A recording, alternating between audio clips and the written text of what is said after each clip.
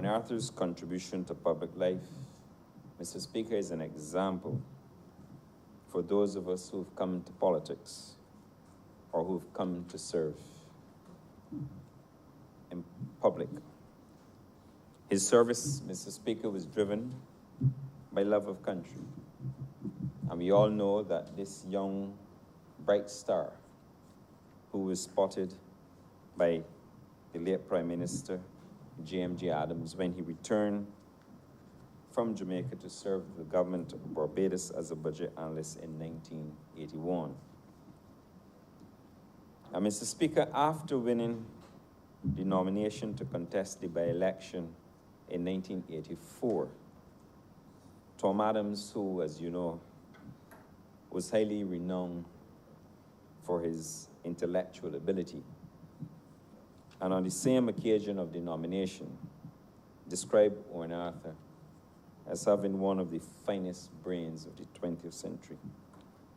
And Owen Arthur lived to Tom Adams' assessment.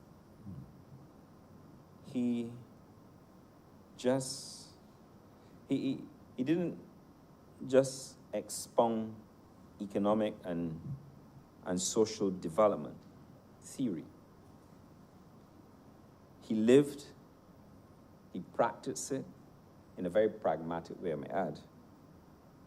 That made a great difference to enhancing the people's lives. And when he became the leader of the Barbados Labour Party,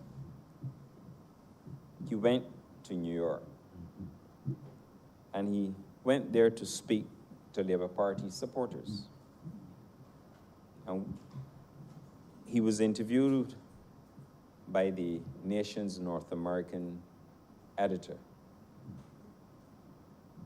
And in that interview, he said that with the right policies, there was nothing to prevent Barbados from creating 30,000 jobs.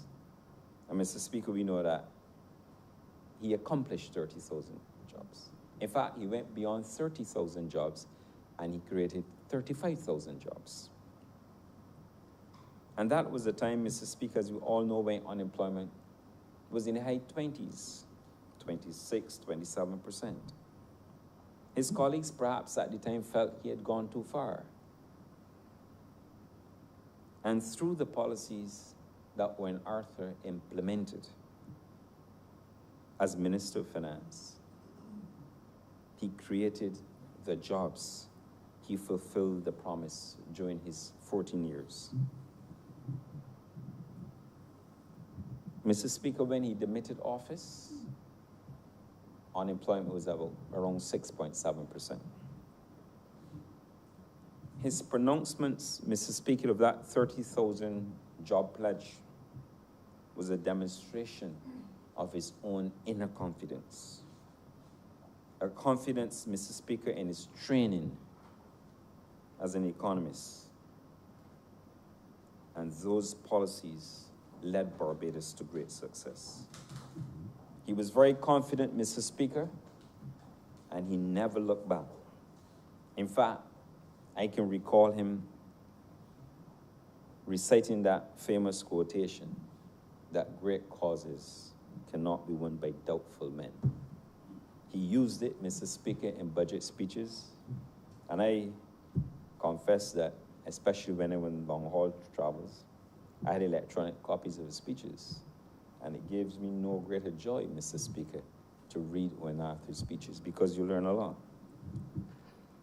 And I would also like to salute Owen Arthur's vision in creating the Rural and the Urban Development Commissions. As a product of a rural parish, he recognized the disparity between rural areas and urban Barbados, and that you can have two Barbadoses, as it were. He created special institutions to accelerate development in Barbados, not only in rural, but across the landscape, Mr. Speaker. He created business opportunities in the community by ensuring that persons at the community level had an opportunity to participate in the economic gains of this country. Mr. Speaker, between 1994 to 2008, our loyal son of the soil did much for Barbados. He transformed, and we heard it today, Mr. Speaker, and I'm not going to go into detail because of the hour, but he surpassed every social and economic indicator. He transformed Barbados, Mr. Speaker, as the longest-serving Prime Minister. His legacy, Mr. Speaker, in no small measure, contributed to the Barbados Labour Party's proud record of performance. Mr. Speaker, I said earlier that his talent was spotted. And since he was a beneficiary of someone who spotted talent, or potential, I should rephrase it, he practiced the same thing, Mr. Speaker. Owen Arthur was responsible for bringing, and you heard it today, several persons to public life. And Mr. Speaker, I count myself lucky and fortunate as one to be one such person. He first appointed me to the Senate in 2003, and I served until 2008. But he even reposed confidence in me, Mr. Speaker, as chairman of the Transport Board, and at the time, you know, the Transport Board had a history of challenges. And he reposed the confidence in me as a young person to take on the leadership of the Transport Board.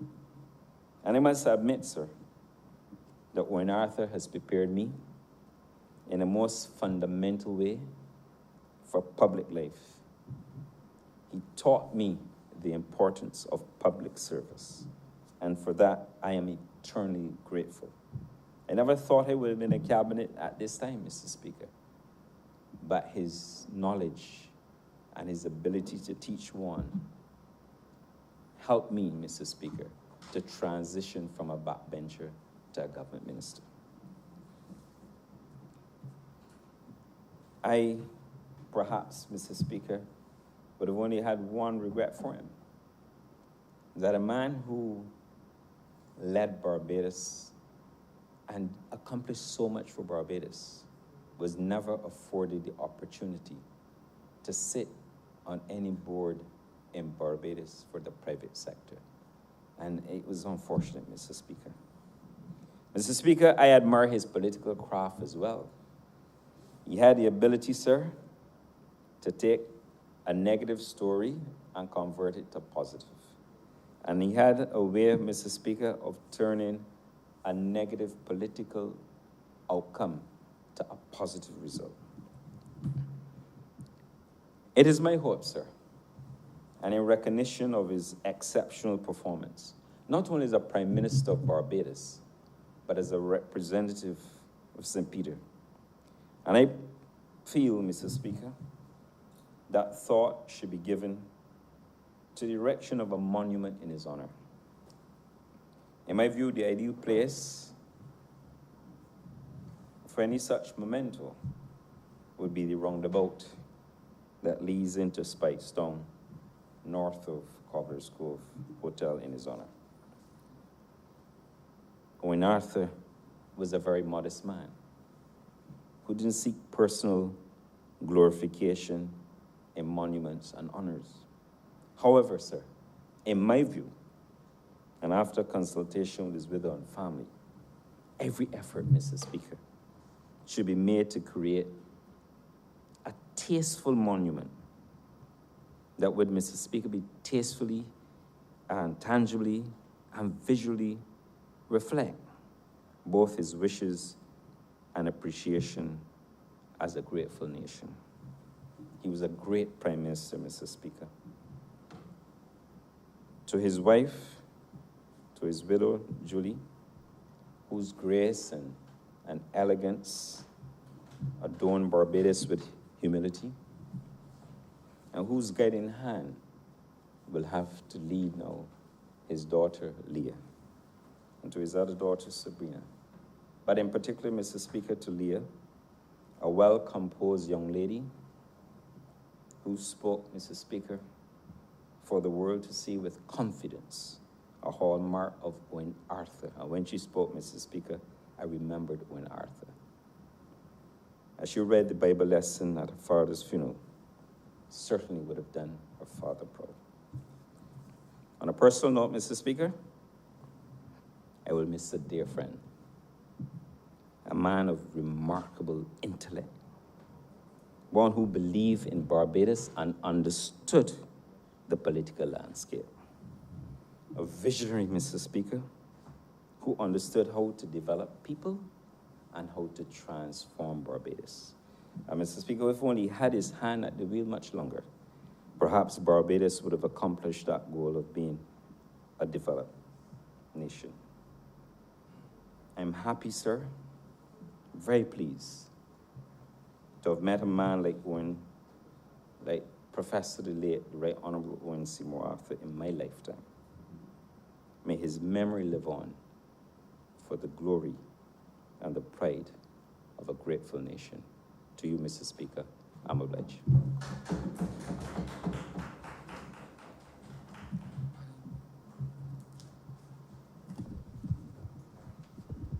Honourable Mr. Michael Norvez. Thank you, Mr. Speaker, sir.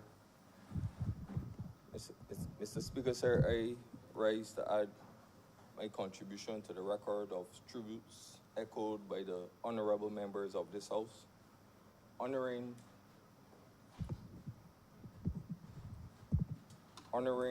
the leadership of the former statesman and late Prime Minister Owen Seymour Arthur. Owen Arthur's journey and humble beginnings shaped him into becoming the best, and he never forgot where he came from. Owen Arthur was a man who was very determined and fearless. Owen Arthur was a man who created opportunities for poor people to embrace. Owen Arthur was a man who faced any challenge and fixed it. Mr. Speaker, sir, I remember I was 14 years old when the late statesman became the Prime Minister of Barbados back in 1994. I can remember the good things the late statesman did for this country, Mr. Speaker, sir. I can remember the hardship my mother, Myrna, and the people of Barbados had to endure at the hands of the Democratic Labour Party administration, especially with the 8% pay cut back in those days.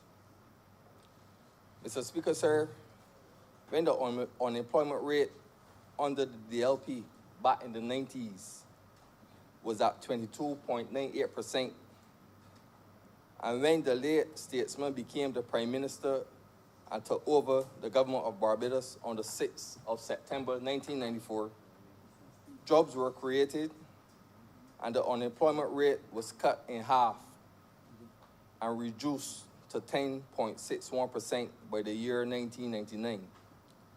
This is a perfect example of how the former late Prime Minister Owen Arthur used to face it and fix it. Mr. Speaker, sir, the late statesman did not stop there.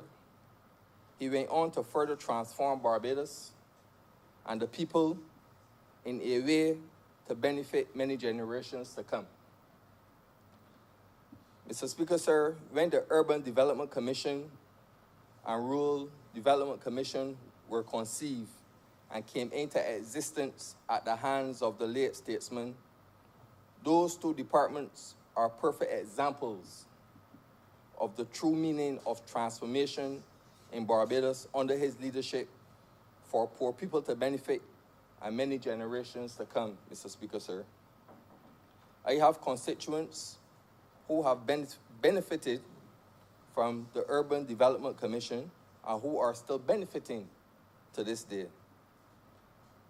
You may not know, Mr. Speaker, sir, but I have strong roots in St. Peter.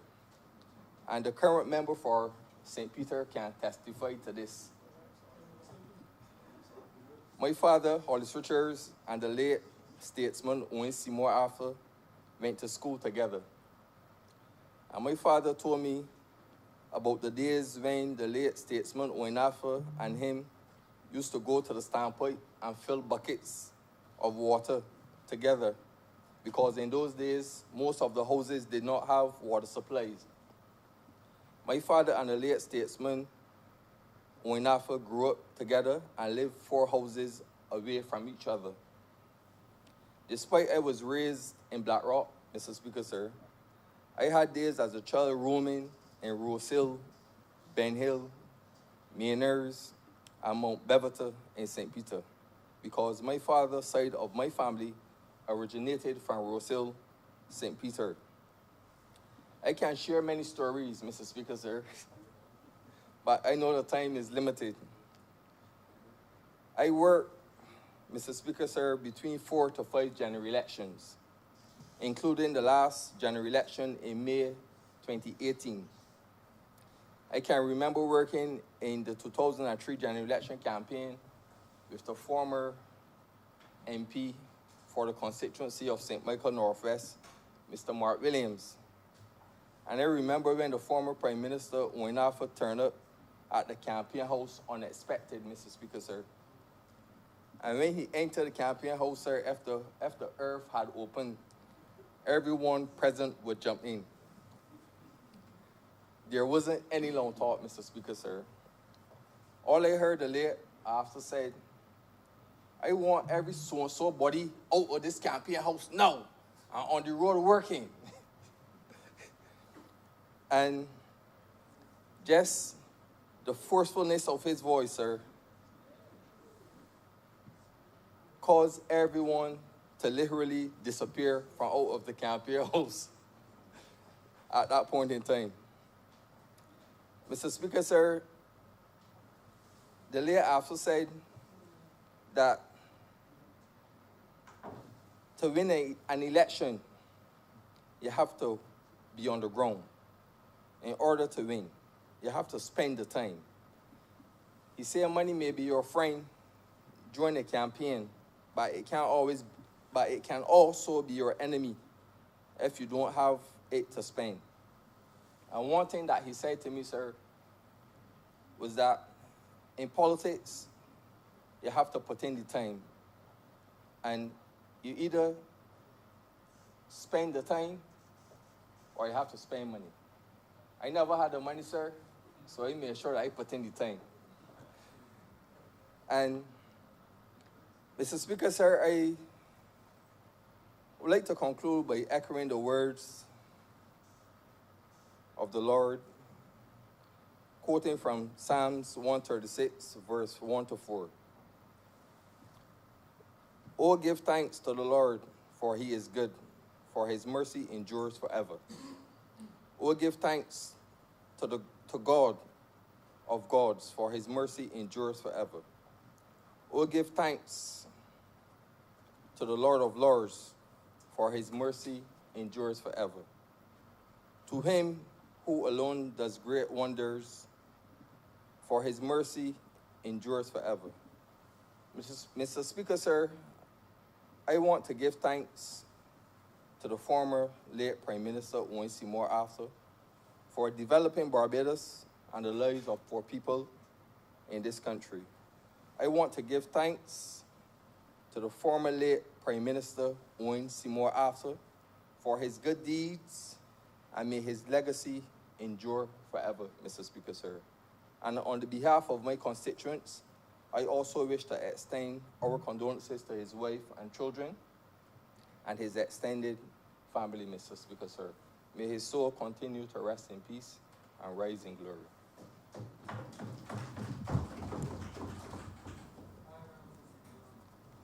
Mr. Speaker, thank you. I too want to lend my support to this debate as it relates to Prime Minister Arthur. Unlike a lot of my colleagues in this House, I would not have had that extensive interaction with him. I was speaker on five occasions. I interacted with him, and in every single situation that I interacted with Prime Minister Arthur, I can say that constituents from St. John would have benefited in some way from that interaction. Mr. Speaker, in 2003, I was working as a youth officer in the Ministry of Youth Affairs. And our current Prime Minister, the Honourable Mayor Amo Motley, would have introduced myself and two other officers to Prime Minister Arthur in Parliament. The Honourable Member for St. Thomas referred to it earlier. This was in relation to Project Oasis. And I remember it was a Tuesday that we went and we saw Prime Minister Arthur, and he said to us, bring me a proposal and I will support this initiative that was then not named. A week later, we took a draft back to Prime Minister Arthur, and he said, I will support this. And that gave birth, Mr. Speaker, to Project Oasis.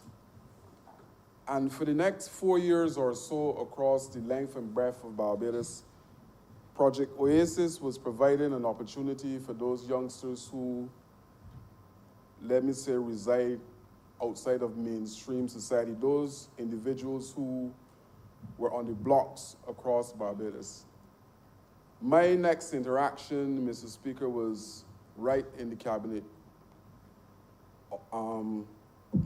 office where we have cabinet. I remember going to the estimates because I was told if questions are asked about Project Oasis, you're running the project, you're the one to answer these questions. In the initial stages, the project was capitalized. I believe it was about $150,000. At the end of Project Oasis, it was capitalized at $3 million, more than the budget for the whole Youth Affairs program, Project Oasis. And Mr. Speaker, I said that my interaction also benefited constituents in St. John because we have guys on the blocks in St. John as well that benefited from Project Oasis. On another occasion, I remember that in Maynards we were providing some equipment for youngsters on the blocks, and I called the office and said, we are doing a presentation to some youngsters on the block in Maynard. Can you ask Prime Minister Arthur if he would be interested in being at the location when we're doing the presentation? And his secretary took the information, Mr. Speaker, and she called and said yes, gave us a date, and we agreed to be in Maynards to do the delivery. Mr. Speaker, I guess in a similar vein to some of those who went before me, we have a couple things in common.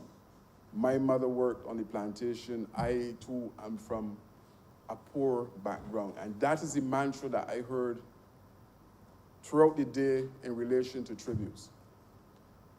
But what impacted me most, Mr. Speaker, in relation to, let's say, my interaction or my knowledge of Prime Minister Arthur was in 2010 when he came to St. John in my village to speak at a political meeting. And I heard it before, but on that particular night, there was a different twist. And I think I heard the Honourable Member for St. George North mention it earlier today. And on the platform in Edgecliff, Prime Minister Arthur indicated that yes, he went to university, and many nights when the bus missed him, that he walked to St. Peter. But he said he didn't only walk to St. Peter from university, he was walking out of poverty. His journey at the university and his walk to his home, he was walking out of poverty. And his daughters are here tonight, Mr. Speaker, and I too am not a father. Like Prime Minister Arthur, I'm a daddy. His daughters are there.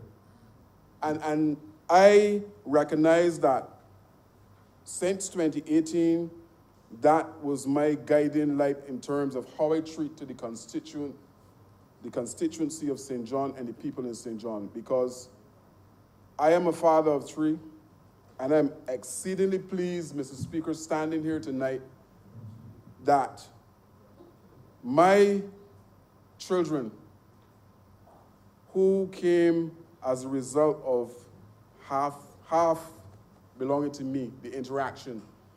And I have a son who's in banking. I have a daughter who's a doctor. And sitting here today, Mr. Speaker, I got a note from my last daughter that she was just accepted into Woodin to do those 2 years. So like those young ladies, Mr. Speaker, it is good to know that this journey now since 2018 was shaped by those words about walking out of poverty as a result of a solid education. And for the rest of my political life, Mr. Speaker, I am here to facilitate the needs and aspirations of the young persons in the constituency of St. John, to ensure that the same pride that I have from that message and from my interaction as a daddy, not a father, that I too can contribute to several persons within the constituency of St. John walking out of poverty through ensuring that the 3 primary schools that I have in St. John excel, that they become institutions of excellence on the landscape of St. John. To ensure that all of the infrastructure that is necessary to move St. John forward in the same way that Prime Minister Arthur moves St. Peter forward, where you can see change on the landscape. If nothing else, Mr. Speaker, on the day of that funeral, to see individuals lining the streets in St. Peter on both sides speaks, I mean, I was blown away. And you only do that because of the life of the man that we are here paying tribute to this evening. And I don't expect that will happen in St. John in terms of lining the streets, Mr. Speaker. But at the end of this political journey, and one youngster, one family in St. John indicate that my life was changed as a result of the representation from Charles Griffith, then I would have achieved a small portion of what Prime Minister Arthur achieved in his years as Prime Minister and as an MP for the constituency of St. John. So I too want to extend my deepest sympathy to all of you and your family on behalf of myself, on behalf of the constituency of St. John, on behalf of the branch in St. John. My political journey now is simply to help persons walk out of poverty. Mr. Speaker, I'm obliged. Honourable Member for St. Lucie. Mr. Speaker, I take this opportunity tonight and I join this honourable members in paying tribute to the life of Professor the Right Honourable Owen S. Arthur. And a lot indeed has been said by my colleagues, which I have no intention to rehash. But I just want to locate my contribution in the simple but very important theme as I look at Owen, the MP. A lesson in excellent representation. I first heard about Prime Minister Arthur soon after I joined the Barbados Labour Party back in 1980. At that time, there were political titans around. The late Tom Adams, my mentor, the one who actually caused me to join this party. You had persons like E.W. Barrow, Sir Harold St. John, H.B. St. John then, Henry Ford, and of course, Burton Hines, the man who Owen replaced as Member of Parliament for St. Peter. The life of this, the political journey of this man called Owen Seymour Arthur was not an easy one. And I remember as a youngster, fresh out of school and now into the workforce, back in 1980 when I worked at Cave Shepherd and Company Limited, I remember the many arguments and discussions that there were as Wayne came into political life. He met many obstacles, much criticism. He talked about how he stammered. They talked about how this man had come and mashed up the economy in Jamaica and now come back to Barbados to do the same thing. That was the talk. That was the talk. You know, he was confronted. He had a tough by-election. He lost and came again. And in my view, that shaped, all those things shaped Prime Minister Arthur to perhaps become the best member of parliament that any constituency would want to have. St. Peter, indeed, as I look at it, because I'm a neighbor, and there are parts of St. Peter that electorally belong to St. Lucie. We share borders in Daytree Hill, we share borders in Alexandria, we share borders in Oxford. But in 90% of those cases, most of the borders belong to me. But because of the Labour Party leaning in St. Peter, I don't obviously get votes along that particular corridor. But St. Peter lacked for nothing where their MP was concerned, be it infrastructural development, transportation, recreational facilities, nothing of the sort. Whatever that was necessary, Wayne did for his constituency. And that is the kind of representation I want to emulate, even though he may never be the Minister of Finance. But the one thing he always said this: you have to find creative ways to help your constituency. He always said that. I remember hearing him say that on more than one occasion.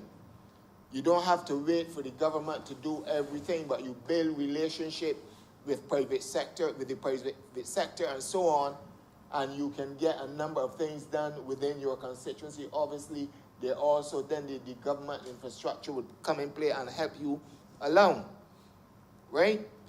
His stance was that he would never leave a development plan for his constituency for somebody to come and do after him. I intend to be the same. Because whatever development there has to be in St. Lucie, I intend to do it for as long as the people of St. Lucie would have me there, because this is the way Wayne Arthur thought. He was quiet when you see him moving around, but he had some good values and some good lessons to teach a young parliamentarian. Young parliamentarians, there are a number of us here tonight. Owen was not just the people's man across the country, but particularly so in his homeland, St. Peter, his hometown. Not often would you find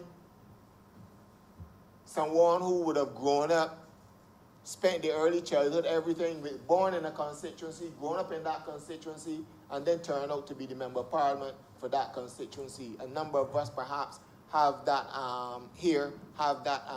that opportunity. The honourable member for St. Peter, you know, the honourable member for St. Thomas as well, you know, and the honourable member for St. John. A number of us, and we have to ensure that we do right by our constituencies. This is the path, as far as I'm aware, and as far as I see, as I watch on, growing up as a youngster, I watched this method being exhibited by Owen Seymour Arthur. That is very, very important. From his way, in my view, was that the constituency that raised him, he had to give back to. And that is why he represented St. Peter with every sinew in his body. I remember I had recently become the candidate for St. Lucie back in 2006, and there was a house fire in one of the borders we shared in Daytree Hill. And I went to that particular fire, and while I was there, turned up in his Jeep M50, the MP for St. Peter, and he said, "Young boy, it's good to see you. You're learning fast." It was in his part of the constituency, but I heard the trail and I went, you know. And you would not think, though, in some instances, you don't normally find, perhaps, prime ministers, you think that they have the time to attend, to look at things like that. But Owen found the time for his constituency. And his contribution, his method of representation, should be emulated by all of us. That is very, very important. He also found the time to visit the community shops, to sit with his peers and youngsters alike to enjoy a game of cards, dominoes, whatever. He found the time to do it because he felt that. He always said all politics is local, and you must always find that time to spend in your constituency. Of course, and in my closing, he has some connections in Pike Corner too, in St. Lucie. He was of the you heard in his eulogy about the man Harry Kite, who was related to him, and he was from St. Lucie, Pike Corner, the very district where I was born and grew up. But this is one thing that stayed with me. That stayed with me for a long time. I did it in my first campaign. I remember the night in Spicestown, where KFC now is, the car park. At that time, Cape Shepherd would have been below. The courts is there now, and so on. And in the car park, above there in the Spicestown Mall, there was a meeting being held there by the Barbados Labour Party during the campaign. And Owen came on to the strains of the song, "I Just Called to Say I Love You." I just called to say how much I care. I just called to say I love you, and I mean it from the bottom of my heart. That night, even now, I got goose pimples, I got goosebumps when that song was played. And Owen showed by the life he lived and the representation that he gave, not just to St. Peter, no, but to Barbados. He didn't just come. He didn't just call to say so. He showed that he did indeed love his constituency, the place of his birth. He showed that he did indeed love his country, Barbados. And I want to say that this is the kind of representation that I want to leave behind. To his family, I want to say thank you. Thank you so much, because I understand that it would be difficult sometimes and challenging when as a family man, he could not be there because he was called to national duty. I want to say thank you for the time you lent him to Barbados. Thank you for the time you lent him to all of us. And his contribution will ever be remembered. His contribution will ever be remembered, Mr. Speaker, as the man, for me, he was a great example of good and proper representation. I'm obliged to you.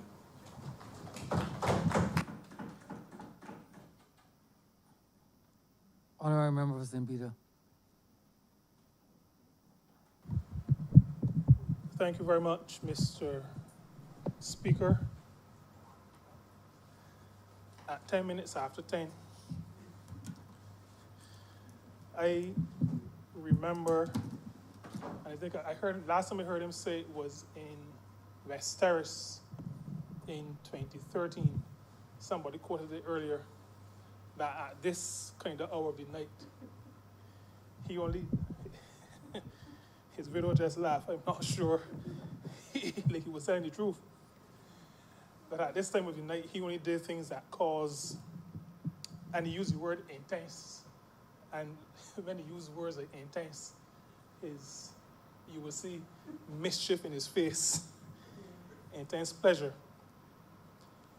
Tonight, though, at this hour, this is not intense pleasure, even though there is some pleasure involved in being able to pay tribute to one who I consider my mentor, and one who is responsible for me being here to actually pay this tribute this evening. I begin where I think he would want me to begin, because in February he told me this, he repeated this about 4 times in the space of about 60 seconds. And I'm happy that it is in the actual resolution that we are speaking to this evening. One of the clauses, this is clause maybe 8 or 7 or 8, says, and whereas the father of the house, having served those 34 years as the constituency representative of his beloved parish of St. Peter, boasting of being the only prime minister to represent the constituency of his birth, that the constituency would also feel his transformative touch as the son of a carpenter and a plantation laborer, and he would want to transform his northern parish. Now, I start with that because I do not want to end and forget to mention it, because the last time I forgot to mention it, he chastised me. So I wanted to start with that.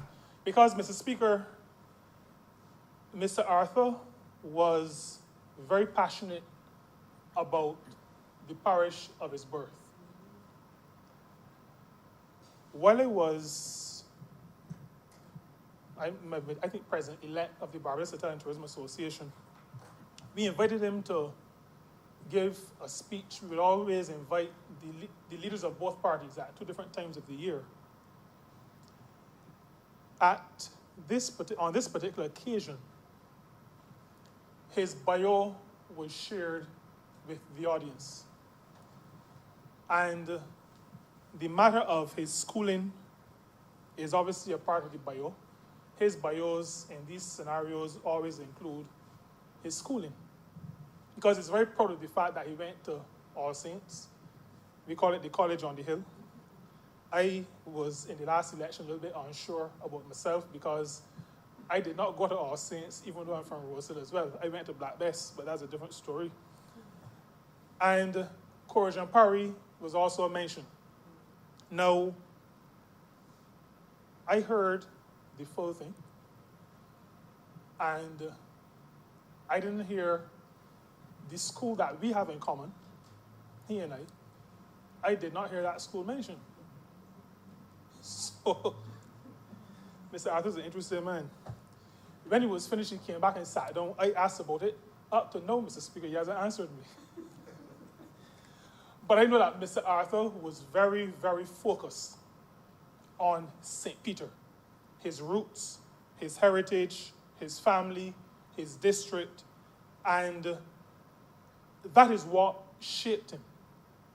There's another aspect of his growing up that I know that his brother Richard would want me to share this evening as well.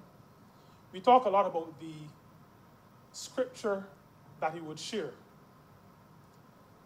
And even though his attendance might not have been as frequent as his wife would have wanted it to be in later time, Mr. Arthur did, for some period of time, teach a Sunday school. And so his familiarity with scripture was not from as he would read Shakespeare and all the other books. He had a familiarity with scripture because he actually taught scripture. In another place I've paid tribute, and I'm not going to go through all those except to mention the themes that I use, and I'm just going to use words. For us in St. Peter, for me and all of the constituents, Mr. Arthur was a visionary. I think enough has been said to support that idea. The Honourable Member for St. Michael Northeast, the Honourable Prime Minister, spoke to that big picture approach. For us, he was also a teacher. That was also spoken to, but I have to indicate here that one of the reasons why I decided to study economics at university was because for the first time, I heard somebody in budget speeches, but in budget replies in those days, contributions to budget debates, so this would have been maybe 84, 85. I heard somebody explaining economic concepts in a way that a teenager could understand. And I found it interesting because prior to that, it seemed to me that these kinds of discussions were for people who went to university for 20 years and whose heads were really large.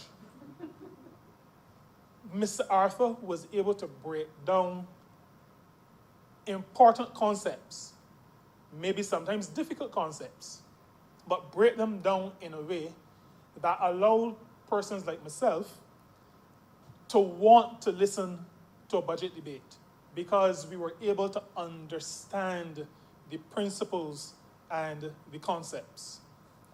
Mr. Arthur was also a practitioner, and that was one of the areas that I think made him, for me and for us, outstanding. There are lots of people who know a lot of theory, but being able to translate theory into practice, into real life, there is often a disconnect. Mr. Arthur was able to use his theoretical knowledge. He had a bachelor's degree. He had a master's degree in economics. And he was able to use all those theoretical concepts to connect to real life issues. And I believe one of the areas of genius of the man was that while being visionary and strategic, he was also able to connect to day-to-day activity, day-to-day realities. That kind of a combination is not common. There are people who, I went to school with a gentleman who knew mathematics. I mean, we used to call him Kublai for those who went to school at the time we went to school. But the ability to translate heavy concepts into real activity, real situations is not something that every great academic is able to master. Every great strategic thinker, he was able to put into practice all of those concepts. Well, all of us know he was fearless. We've talked about shipwriter and standing up to the OECD. I spoke to him, it was something before Christmas. I had just done a tour in town, and I saw him in Parliament Yard. And I think he's gone to his grave thinking that we need to remain aggressive in our standing up to blocs like the OECD and the EU.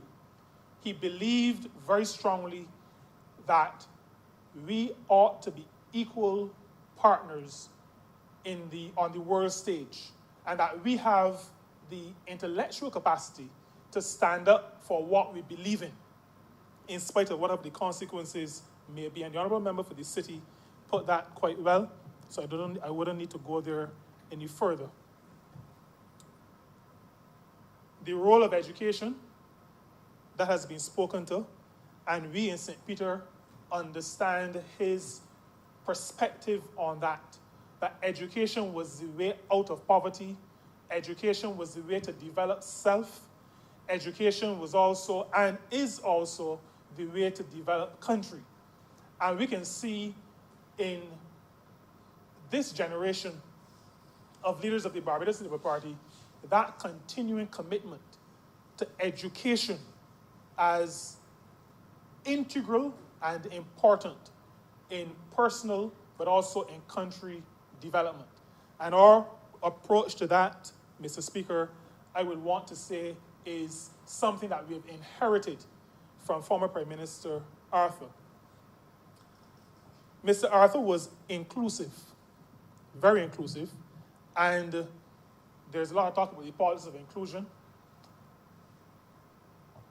Hindsight is always 20/20 vision.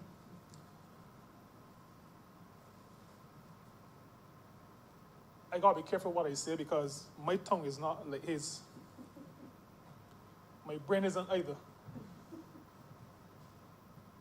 There are people now who speak to the politics of inclusion without rancor or acrimony. In St. Peter, we are aware that that was not always the case. He got a lot of licks over his concept of the politics of inclusion. But in St. Peter, we recognize that in order to develop a small country, we all had to do it together.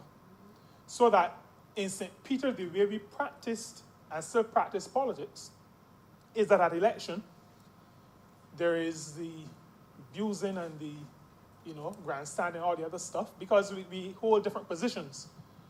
But when the election is over, we have to go back living together because we are all in this together. And he recognized, like we recognize, that we have to live together.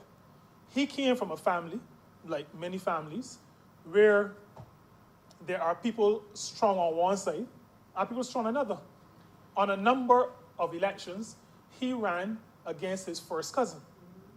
So there is the understanding in St. Peter that that can happen in family.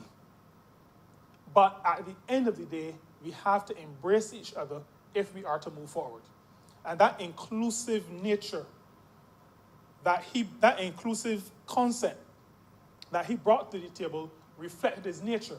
And it reflected, and I think we can now look back to recognize that including people, in spite of their own beliefs, is something that we have to hold on to.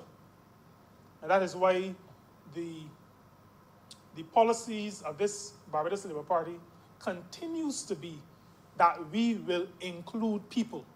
We will not discriminate against people in spite of their choices, in spite of their value systems. We see people as human beings. That is how Mr. Arthur saw people. People who we can engage with even if you abuse them. And those people who suffered at the tongue of Mr. Arthur, these stories can fill many volumes. They'll get abused today, and he will call tomorrow as if nothing had happened. The recognition that we argue, and for him, I would call it arguing. I use the word abuse because it was a little stronger than arguing. But at the end of the day, he recognized that all of us had to pull together. All of us had to band together. In the tribute that I wrote, I used the word conviction. I said he was a man of conviction. And that is really the politically correct term. But Mr. Speaker, Mr. Arthur was the most stubborn man I know. Stubborn, stubborn, stubborn. Once he was very self-confident. And once he had interrogated his own decision-making process and had come to the conclusion that he was right, then there was nobody, at least on earth, who could convince him that he was not right. And that was the man. A man who stood by his conviction, a man who was stubborn. And of course, everybody knows that he was a straight talker. So he pulled no punches. The Honourable Prime Minister spoke to the fact that he asked no quarter, give no quarter. So he would take, but you could rest assured that he was going to give, and give sometimes in a very, very rough way. The people of St. Peter, Mr. Speaker, the people of St. Peter had, and I would say still have, a very interesting relationship with Mr. Arthur. And it was a relationship based on love for the man and respect for him. I encountered, after 2014, Mr. Arthur left the Barbados Labour Party in 2014. And the people of St. Peter were very upset with Mr. Arthur for him leaving the party. But what I found on the campaign trail is that people would first criticize, sometimes very strongly, him having left the party, but would almost immediately go on to praise him for his representation, to talk about how much they loved him. They would call me inside to show me the pictures that they still have up in the house. Because in spite of his decision, the people of St. Peter recognize that this man, Mr. Owen Arthur, former Prime Minister Arthur, was a man who had their interests at heart, a man who believed in St. Peter. He was not as proud as he was of his family, especially his daughters, but going through St. Peter and seeing the transformation in Boscobel, in parts of French Village, in the castle, in the Mount, in Gaze. There were a number of places in St. Peter where you can see the transformation, very, very visible transformation that took place during the years of the stewardship of Mr. Arthur. And it pleased him to see the transformation of the parish that shaped him, the parish of his birth, of his growing up, the parish that he loved.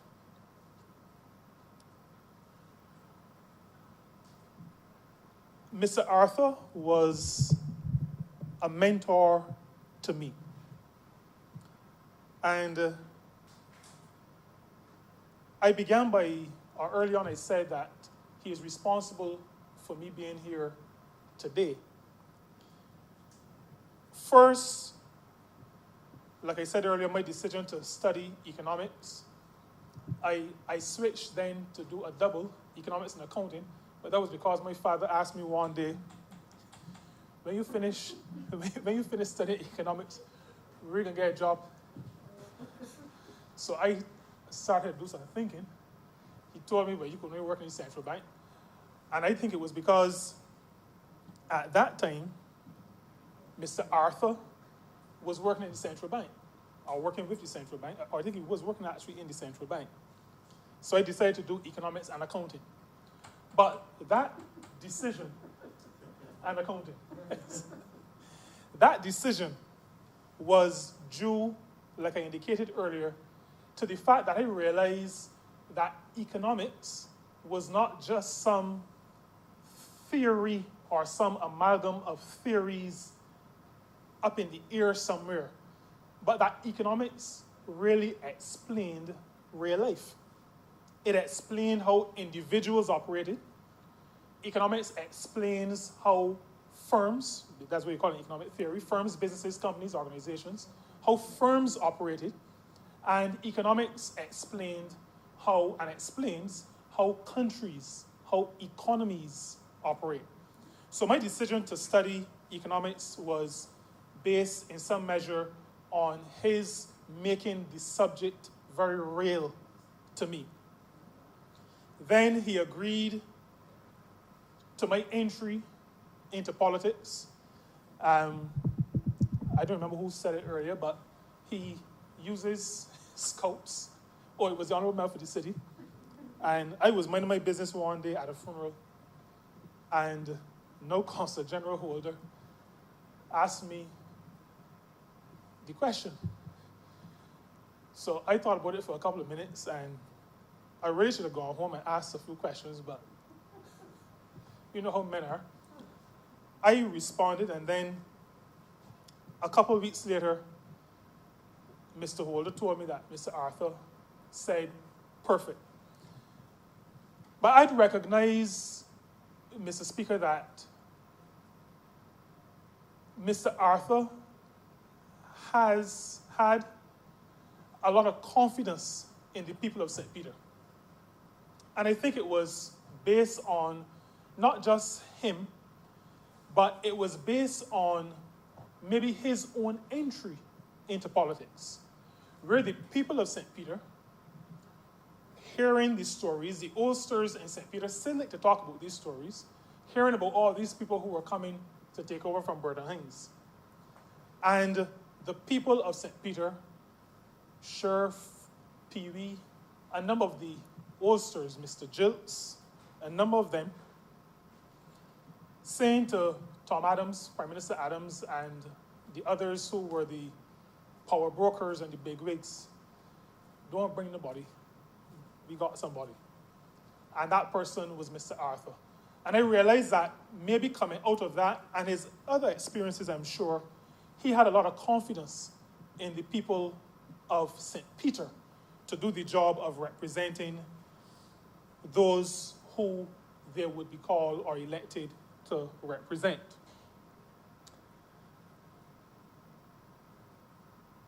During the period 2013 to 2018 was a very interesting period in the life of the Barbados Labour Party. Now, I found myself in 2013 as the person identified by Mr. Arthur, well, officially identified more in 2014, but in 2013, starting to move around, because I spoke on some spot meetings, at some spot meetings in 2013. I was actually assigned to, besides St. Peter, St. George South. But after the challenges in the relationship between Mr. Arthur and the Barbados Labour Party, I found myself, or I felt, that I was in St. Peter we say ticklish, in a ticklish position. And as the rancor, and I heard the Honourable Member for St. Thomas speak to this earlier, because sometimes the rancor is amplified, not because of those who are involved, but because of the others who are looking to create mischief. So there are always, and I want to say to young people who may be listening if they're not sleeping, that this is not anything peculiar to politics. It is common in leadership everywhere, where there are people who join sides and then create more problems than the antagonist and the protagonist. That always happens. So as a neophyte at that time, I wasn't sure who were the troublemakers. I wasn't sure of anything. So I just tried to keep my head down and focus. But I have to say that in everything that was happening, Mr. Arthur never asked me to take a position one way or another. And my respect for him has always been high, but every time I think back about that, I get emotional. The challenge, and I'm going on a little bit long, but I am the MP for St. Peter now. And when I got to speak about a time when I spoke, when I was given 10 minutes to speak, and he told me very sharp and very rough, don't let anybody make you talk for 10 minutes. Talk for as long as you want to talk. You know, only remember that can happen here. No, because I know that you will control No, things. you understand that part, just sorry. But Remind you. But the major challenge, from my recollection, was over the handling of the solid waste tax and the party's response to that. Now, where I found myself in a lot of hot water was because that was when I was publicly identified as the person. It was at a branch meeting in St. Joseph. I was now publicly identified as the person who would handle the St. Peter response. I was asked, those who were involved know the issues, but I was asked to speak at the public meeting in Carolina Car Park. Now, when I was asked that question, I did not know what to say, because I'd known of the challenges. So I went home and I called Mr. Arthur, and I was actually surprised at his response, Surprised not because I didn't recognize his magnanimity, but surprised because given what I perceived to be detentions, I did not expect the answer. And he said to me, yes. And that is when he said, but not for the 10 minutes, which I think I was asked to speak for. Even with the challenge that Mr. Arthur had with his colleagues, the other colleagues' approach to the matter, he said to me, yes, go ahead and speak. And he actually spent about half hour that Sunday morning. I think he was cooking. No, I think it was before. It was pretty early in the morning. And he spent about half an hour talking me through a number of things. The dynamics of speaking on the platform at Carroll Car Park, speaking next to the sea, as well as how I should frame my speech on that evening. And I remember after having spoken, a friend coming to me, bringing, not news, but somebody turned up at the meeting and saw me speaking. And it seemed as though they started to panic. How come he talking at this meeting? Not knowing that I'd had the blessing of Mr. Arthur. I said that, Mr. Speaker, and I felt the need to share that,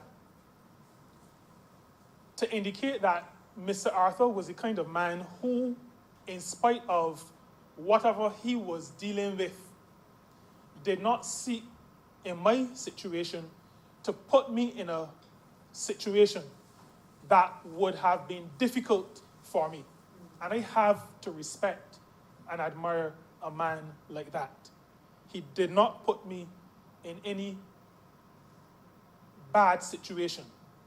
The other thing, Mr. Speaker, is that after having left the party,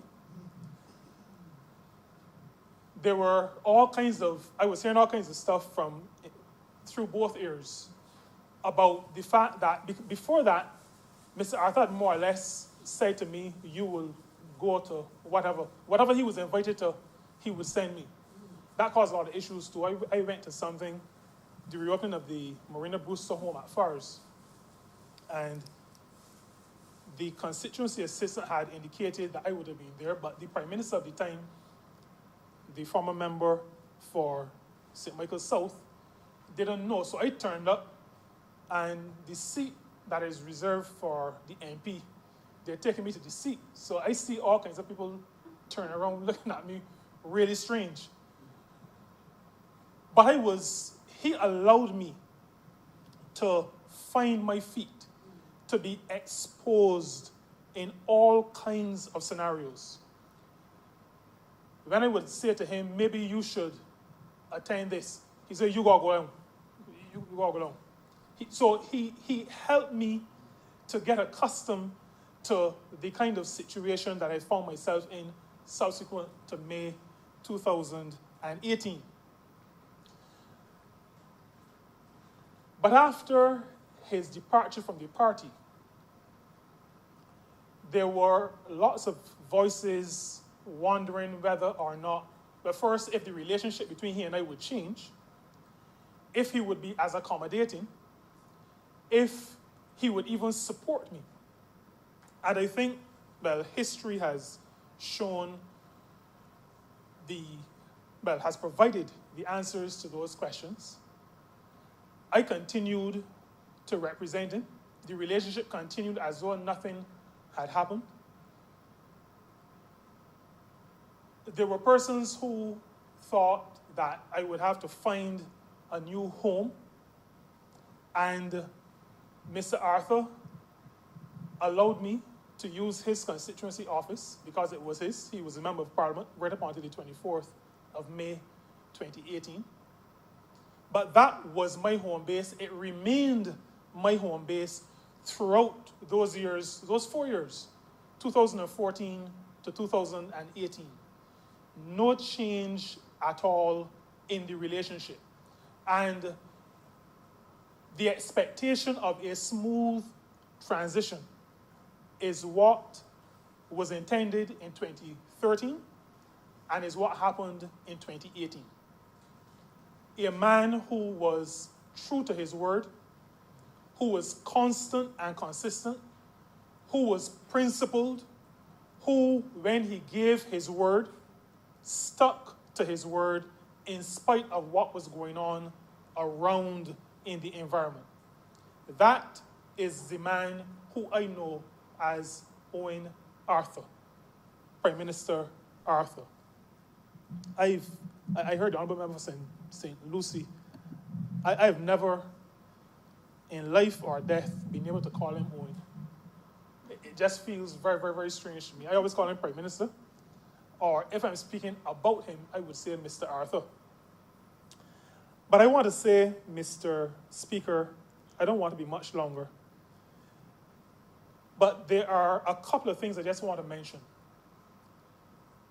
The idea of a sense of self, it has been mentioned before, but I need to speak to it again.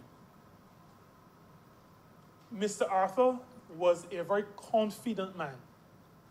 I thought about being stubborn, holding to convictions. It was not willy-nilly, as we would say. He would interrogate himself.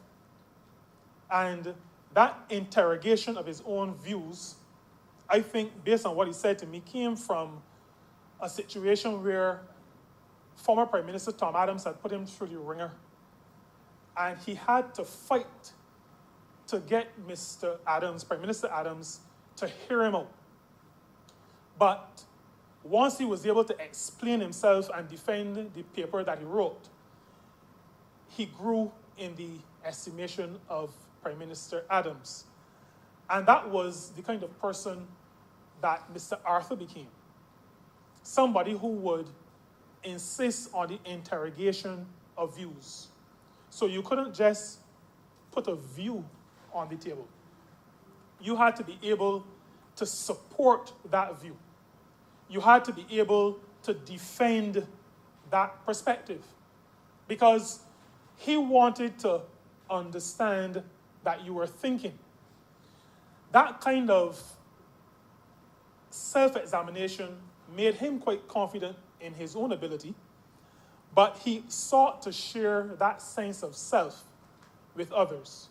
And so the whole matter of the Pan-African Commission, the celebration of national heroes, the assignment of a National Heroes Day, Emancipation Day, the season of emancipation, the day of national significance. These were all parts of a view that Mr. Arthur held, that he had a responsibility to help us to understand ourselves. He had a responsibility to help us to be able to hold our heads up high, so that when he stood up to big powers, big countries, and trading blocs, it was because he recognized that he is equal with any of them. And he wanted us to have that same confidence in ourselves. And so the matter of celebrating our African heritage, celebrating the fact that our heroes are not Nelson and Sir Francis Drake and Walter Raleigh and all those people we read about in books. Our heroes, and one of them is another St. Peter man, the Right Excellent Sir Frank Leslie Walcott. Our heroes are the people who fought for us. And he wanted us to understand that. And so that sense of self, I think, is for me, a very important contribution that he has made to the development of the country. And it says to me, Mr. Speaker, and I think it should say to the chamber and to the country, that, and I'm not going to use the term even as an economist, I'm going to say that as an economist, he recognized that economics did not stand alone. Economics was but a part of a system of development. So that development, and I think, I know he was a democratic socialist, but I know he held a principle that I understand to be a Marxist principle, and it is that the social and political superstructure is based on solid infrastructure. And he saw that infrastructure as the economic base. And so for him, putting that base together was important, but it was not the end all. The base was important only so that it could support social, political, and normal human development.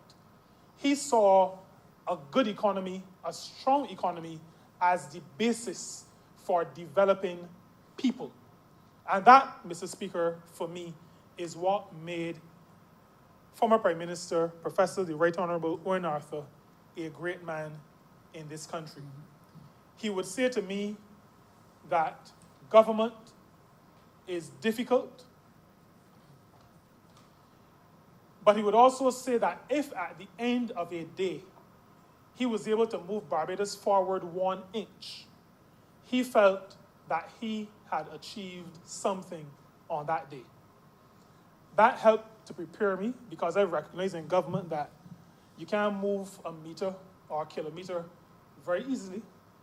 And so his counsel about at least trying to move 1 inch, in other words, just keep moving forward.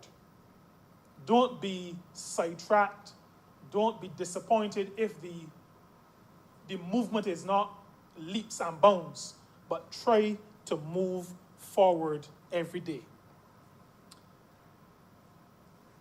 July the 27th of this year was not a good day for me. Not a good day for a whole lot of people. I felt as though a void had been created. And I really could not understand it, because Prime Minister Arthur and I did not speak every day. Our relationship was mentor-mentee as opposed to friendship. But a friend of mine sent me a message from Geneva to say that what I was going through was, part of it could have been the fact that I felt that I was now realizing that the baton had fully passed. And I realized in that explanation that in my first 2 years as a member of Parliament for St. Peter, even though it was not in the front of my mind, the fact that he was around was providing emotional support for me, because he was there. So he was available if I had a question. But July 27th changed that. I was happy, though, that in February of this year, we were able to honor him in St. Peter during our month, our celebration of the gathering. He participated in the church service, and I asked the Vice Chancellor of the University, Professor Sir Hilary, to give a lecture in his honor from coffee to Owen, recognizing the struggle that Mr. Arthur was a part of, and that he recognized that he was a part of. This struggle to come out of poverty, to come out of a situation where you've been downpressed and suppressed, to take leadership of yourself, of your destiny, but also leadership of your country, and in many respects, leadership of a region. And Mr. Arthur, those of us on our committee, we still share photos. He was obviously very happy to have been a part of that celebration. The only thing he said to me was that he said, "You put me to read a lesson, but if I had a chance to talk, I would have said that you invite me to the church service, but you have not invited me to the shop lines." But he was evidently very happy to be among his people. And the response of the people to the man demonstrated that that love continued. That love continued. I was honored to have been asked to coordinate the funeral. And I want, at this point, to thank all those who were involved in the planning and in the execution of the funeral service.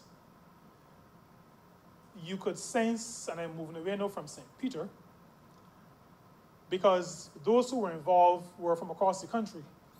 But Mr. Speaker, you could sense from all those who were involved the desire to execute a service that they and all of us felt was befitting a man of the stature and a man who made the kind of contribution that Owen Seymour Arthur made to this country.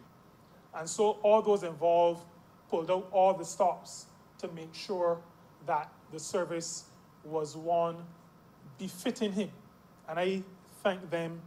I've written to them already, but I thank them sincerely from the bottom of my heart. I also know that the family, his wife, Julie, and Sabrina and Leah, and all the rest of the family are equally happy with the dedication of those who were part of the planning process, as well as those who helped to execute the actual service. On behalf of my family, and on behalf of the people of St. Peter, we recognize the contribution of a great man. We recognize the contribution of maybe the only hero that many of us know. We also, my family and my constituents, would want to and actually extend to his wife Julie, Sabrina and Leah, our thanks for allowing him to be the kind of member of parliament that he was, for being an inspiration to us, even as he was an inspiration to his family. There was one era where I didn't have to experience, at least not yet, what he went through. One night he said to me, Colin, he said, my daughter gone away. He said, I crying all the time. It was at UE. No, it was not UE. She was at UE at that lecture. It was sometime after that. I think she was preparing to go away. Yes, she was preparing to go away. And he was, I don't know. You know, when you see a man, we heard the term sometime today, striding like a colossus. A man who you know to be a colossus, almost getting on like a child, don't know what to do because his daughter is about to go away. But that was the kind of man he was. And that is the kind of man that my family and the people of St. Peter would want to recognize, would want to emulate, would want to thank the family for providing to us and allowing us to have the benefit and to be able to move forward, because he saw life as a continuum. He recognized that he was standing on the shoulders of those who went before. He always recognized that people before him had done work. He had a responsibility to do work. He has left us now, Mr. Speaker, to continue on the journey of doing the unfinished business that is still there to be done. And so I would want to end by using his terms. We in St. Peter promise not to settle for bronze. We promise not to settle for silver. We will go for the gold. I'm obliged to you.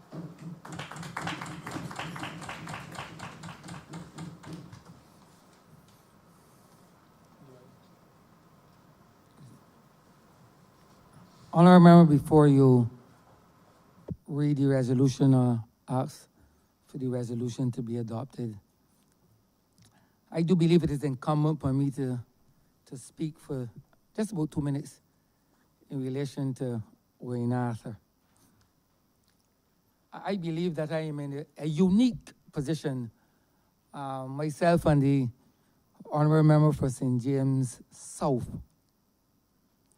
We are in a unique position in this chamber, having studied at the feet of Wayne Arthur in 1981 to 1982. I was but a young man at KFL campus, having gone through Dr. Wendell Samuel, Wendell McLean, doing macroeconomics and microeconomics.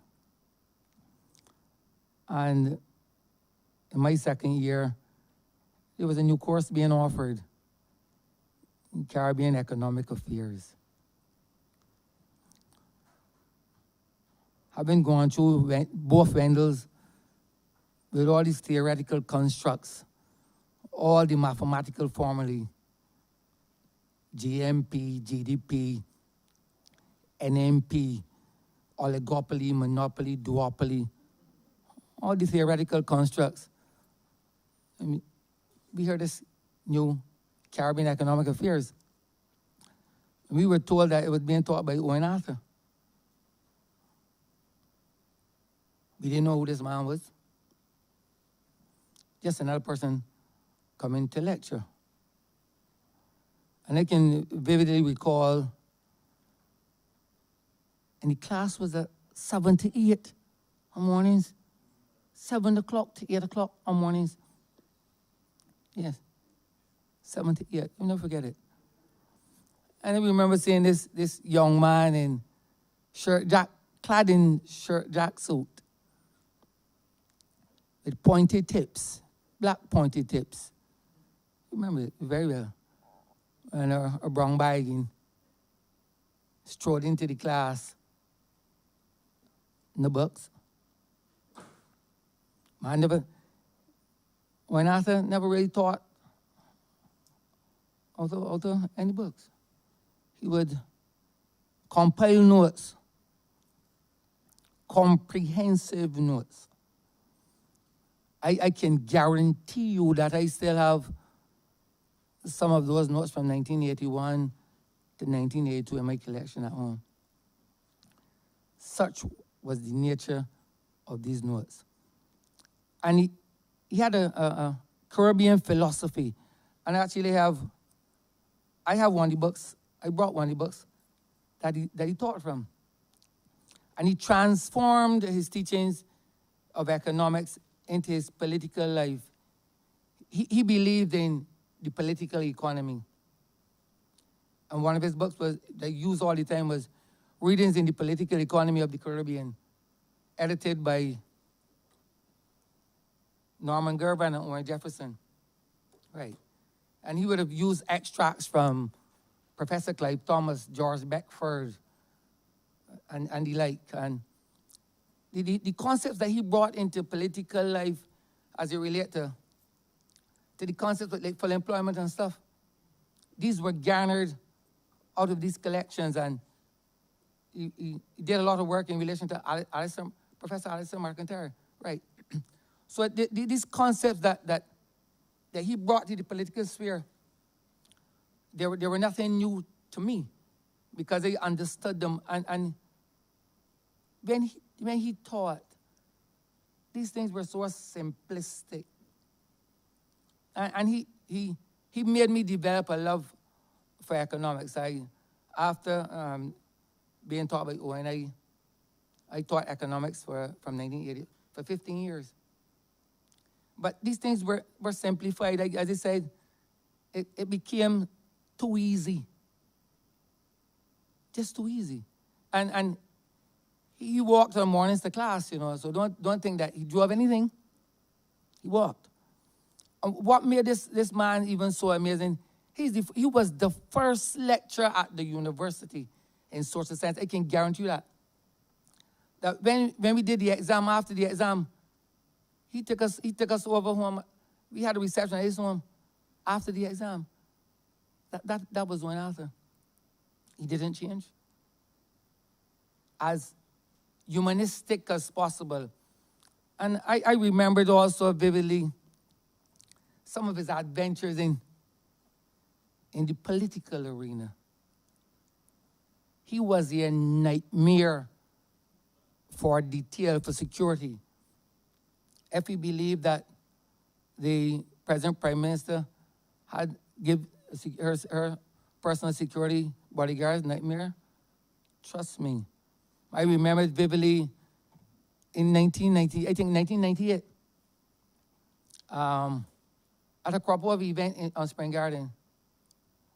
Myself and another youngster, we were there having a good time in a bar. My friend had just bought his favorite stuff. Something to drink, obviously. And he loved a pork chop. The fella had just bought a pork chop.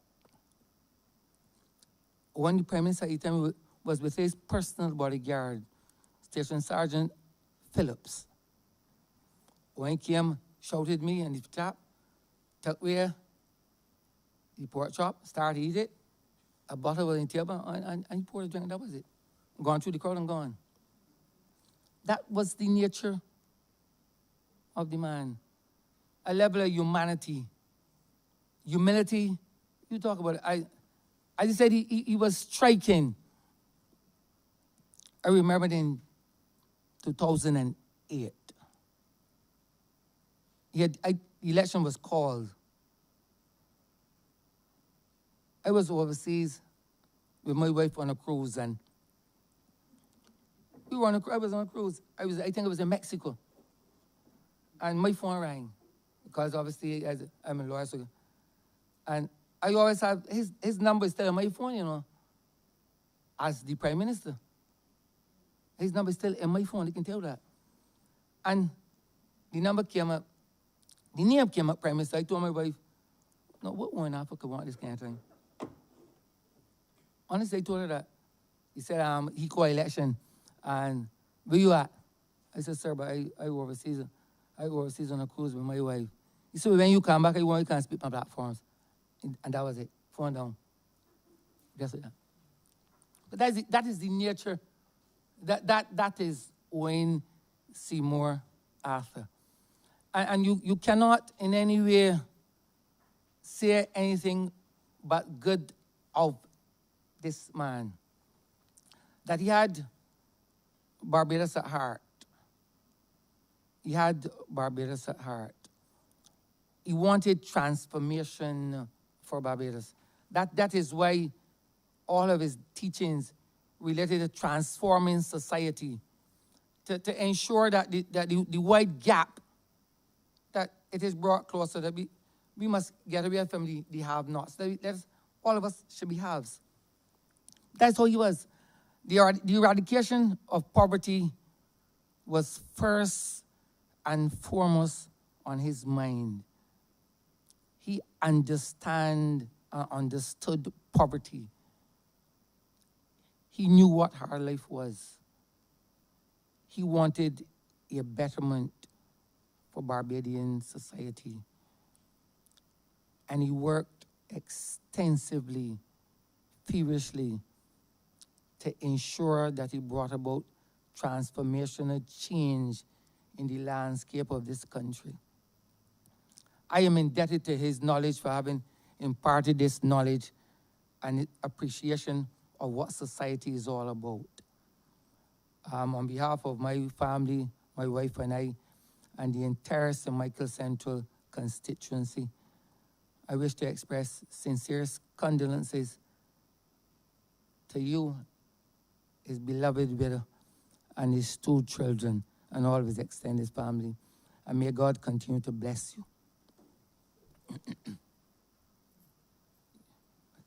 You can read the resolution.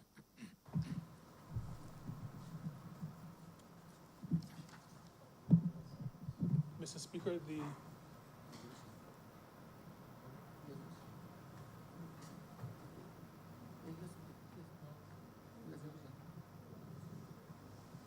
Do you have the resolution, sir? yeah. Right.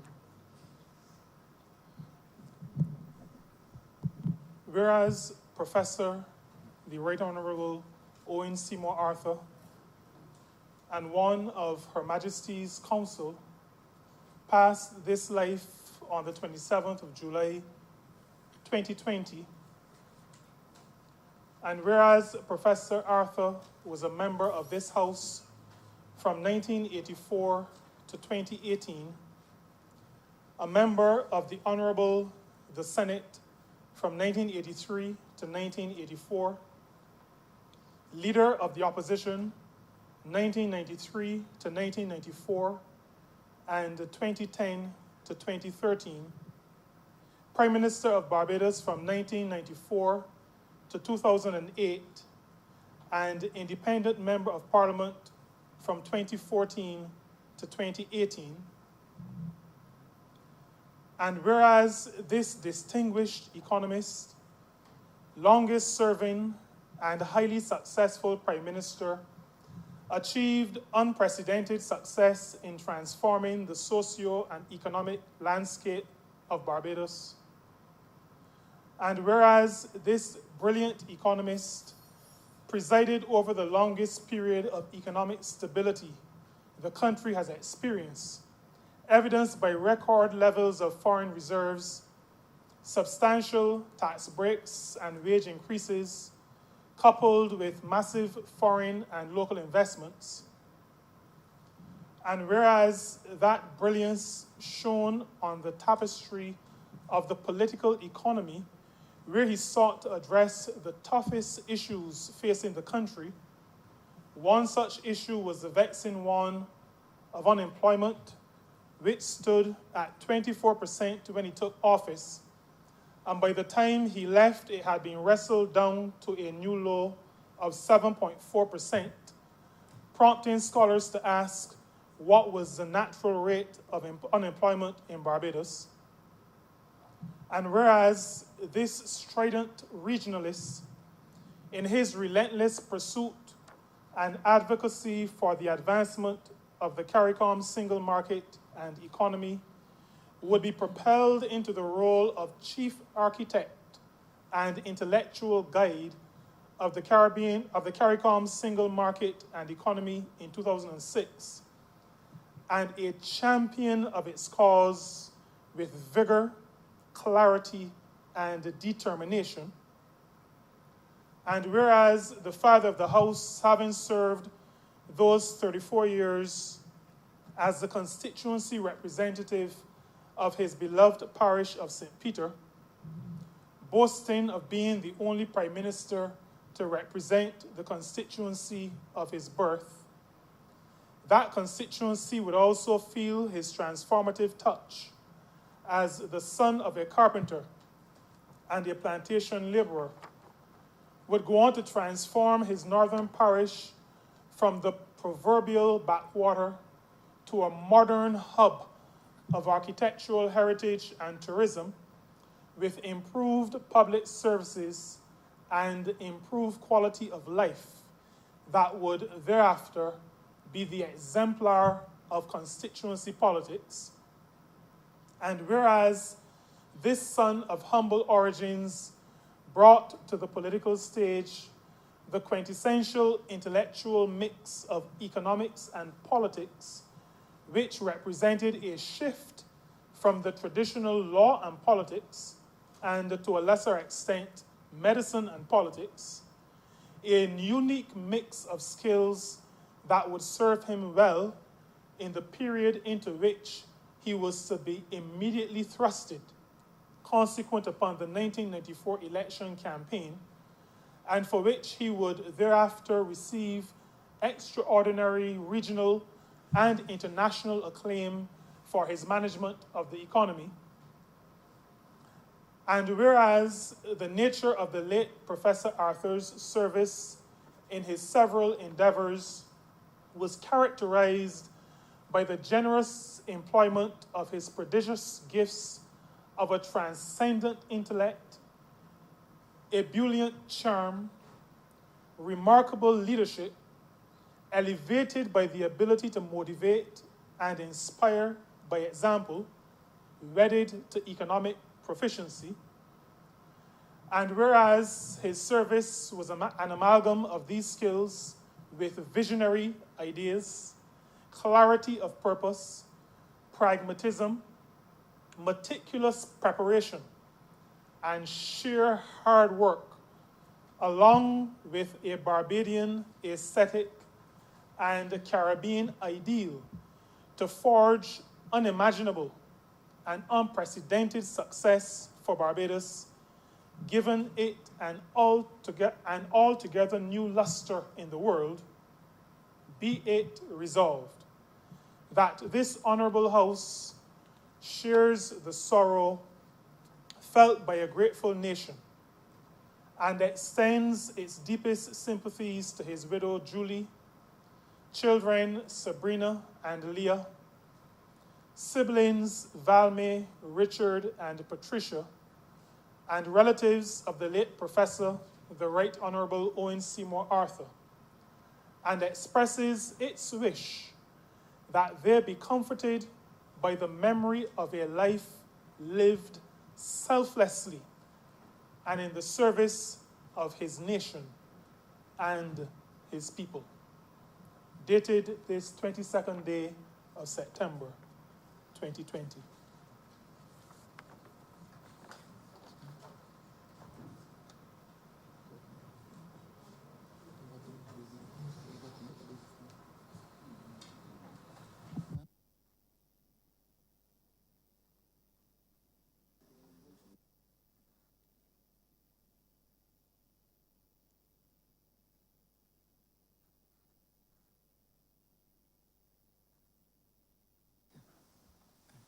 Let us stand to observe a minute silence in passing of this resolution.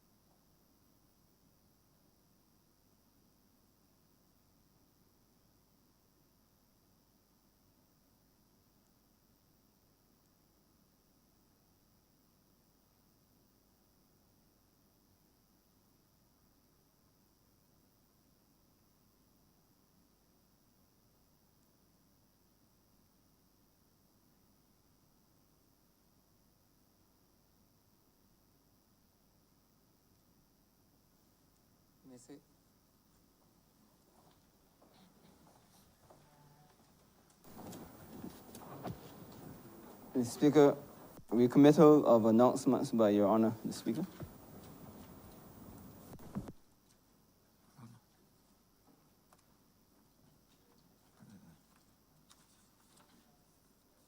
I am in receipt of a letter from the Honourable Lanier Clerk, Deputy Speaker of the House of Assembly. 21st September 2020. His Honour Arthur E. Holder, MP, Speaker of the House of Assembly, Parliament of Barbados, Worthing Corporate Centre, Worthing, Christchurch. Your Honor, resignation as Member of Parliament of St. George North. In accordance with Section 45, subsection 1, subsection B of the Constitution of Barbados, I hereby give notice that I shall resign my seat as Member of Parliament for the constituency of St. George North with effect from 30th day of September 2020 at 4:30 p.m. Please be guided accordingly. Yours faithfully, Glenn Clark, Member of Parliament, St. George North.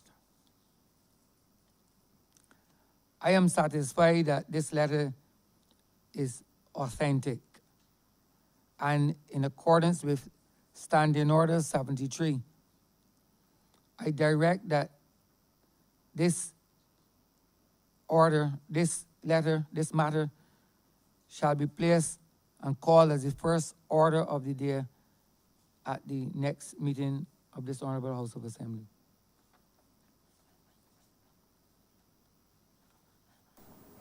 Committal of Government Business. Honourable Leader of Government Business. Mr. Speaker, I beg to move that it be resolved by this Honourable House that a humble address be presented to thank Her Excellency for the most gracious speech which it has pleased Her Excellency to deliver to the Parliament last Tuesday, the 15th day of September 2020. Second. I beg the second.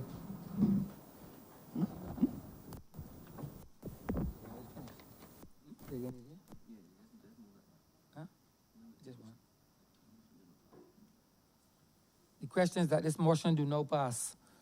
All those honourable members in favor, please say aye. Those against, please say no. We think the ayes have it.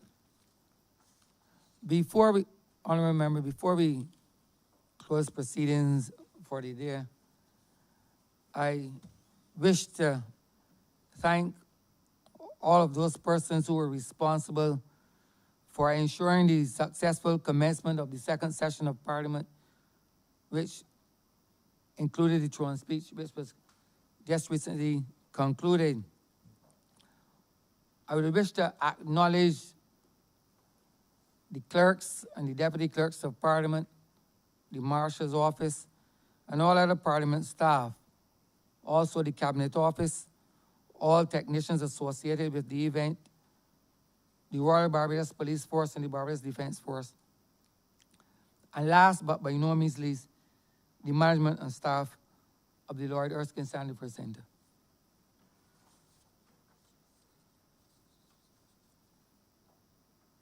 Honourable Leader of Government Business. Thank you, Mr. Speaker. The hour is late. We have come to the end of today's sitting, the first sitting for this second session of the House of Assembly.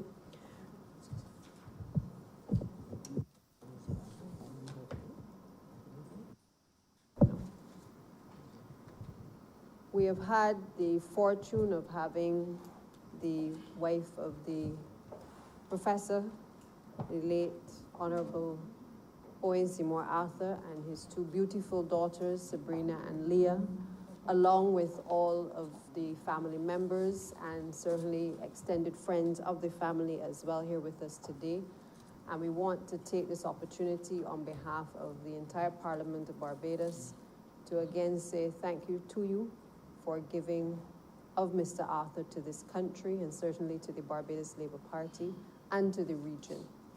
And we want to assure you that you continue to be in our prayers and that we will forever ensure that the legacy of Mr. Arthur continues in this country. Thank you again, and certainly travel safely, Leah, as well as you go on to pursue your studies in the United Kingdom. And we wish you every success from all of the members of Parliament here today as well.